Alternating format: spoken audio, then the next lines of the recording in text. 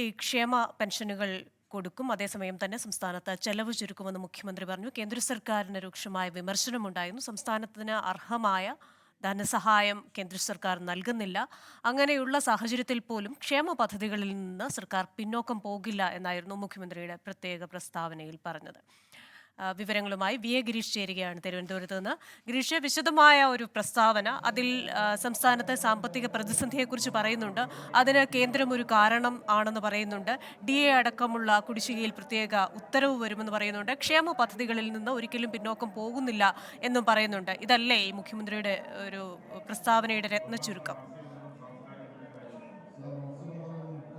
Christina, ചട്ടം 300 അനുസരിച്ചാണ് മുഖ്യമന്ത്രി ഇന്ന് സഭയിൽ ഈ പ്രസ്താവന നടത്തിയത്. ഇതിൽ ഏറ്റവും പ്രധാനമായിട്ടുള്ളത് ജനങ്ങളുടെ ക്ഷേമവുമായി ബന്ധപ്പെട്ട് സർക്കാർ നടപ്പാക്കാൻ ഉദ്ദേശിക്കുന്ന ചില കാര്യങ്ങൾ, അതോടൊപ്പം തന്നെ നേരത്തെ സർക്കാർ പ്രഖ്യാപിച്ചതും എന്നാൽ കുടിശ്ശികയായിട്ടുള്ളതുമായ പെൻഷൻ ഉൾപ്പെടെയുള്ള കാര്യങ്ങൾ. ഇതിലുള്ള സർക്കാരിൻ്റെ വ്യക്തതയാണ്, അല്ലെങ്കിൽ സർക്കാരിൻ്റെ വിശദീകരണമാണ് മുഖ്യമന്ത്രി ഇന്ന് സഭയിൽ വ്യക്തമാക്കിയിട്ടുള്ളത്. ഇതിൽ നേരത്തെ ക്രിസ്റ്റീന ചൂണ്ടിക്കാണിച്ച പോലെ കേന്ദ്രത്തിൻ്റെ നയങ്ങൾ സംസ്ഥാനത്തിൻ്റെ വികസനത്തെ പിടിച്ചു നിർത്തുന്നു അല്ലെങ്കിൽ തടസ്സപ്പെടുത്തുന്നു എന്ന ഒരു ആരോപണം മുഖ്യമന്ത്രി മുന്നോട്ട് വെക്കുന്നുണ്ട്. എന്നിട്ടും തനത് വരുമാനത്തിൽ 56% വർധന വരുത്തിക്കൊണ്ട് വികസന പദ്ധതികൾ നടപ്പാക്കാൻ സർക്കാർ ശ്രമിച്ചു എന്നുള്ളതാണ് മുഖ്യമന്ത്രി ചൂണ്ടിക്കാട്ടുന്നത്.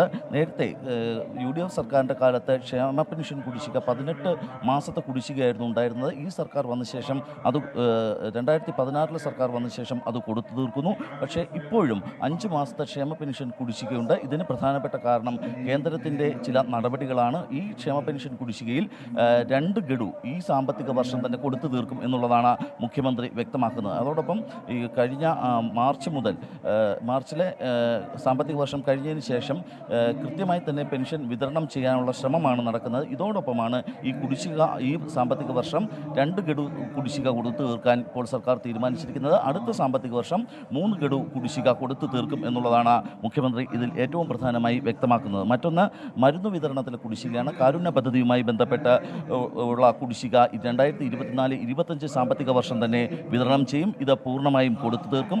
അതോടെ മറ്റൊരു പ്രധാനപ്പെട്ട കാര്യം സപ്ലൈകോയുമായി ബന്ധപ്പെട്ടതായിരുന്നു. അത് ഒരു തെരഞ്ഞെടുപ്പ് പരാജയത്തിന് കാരണമായി എന്ന് പോലും CPM-ഉം CPI-യും ഒക്കെ വിലയിരുത്തിയതാണ്. ഈ സപ്ലൈകോയ്ക്കുള്ള സഹായം 2024-25 സാമ്പത്തിക വർഷം തന്നെ വിതരണം ചെയ്യും എന്നും മുഖ്യമന്ത്രി ഇപ്പോൾ വ്യക്തമാക്കുന്നു. കരാറുകാർക്കുള്ള 2500 കോടിയുടെ കുടിശ്ശിക ഈ സാമ്പത്തിക വർഷം തന്നെ വിതരണം ചെയ്യും.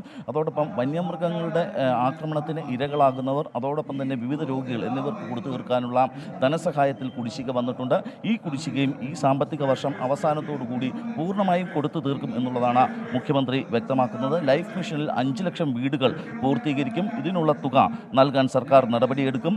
DA കുടിശ്ശിക സംബന്ധിച്ച വിശദമായ സർക്കാർ ഉത്തരവ് ഇറക്കും എന്നും മുഖ്യമന്ത്രി വ്യക്തമാക്കുന്നു. DA DR ശമ്പള പരിഷ്കരണ കുടിശ്ശിക സംബന്ധിച്ച് ഓരോ വർഷത്തിലും 2 ഗഡു വീതം അനുവദിക്കാനാണ് മുഖ്യമന്ത്രിയുടെ പ്രത്യേക പ്രസ്താവനയുമായി ബന്ധപ്പെട്ട വിശദാംശങ്ങൾ നൽകുകയായിരുന്നു വി എ ഗിരീഷ് തിരുവനന്തപുരത്ത്.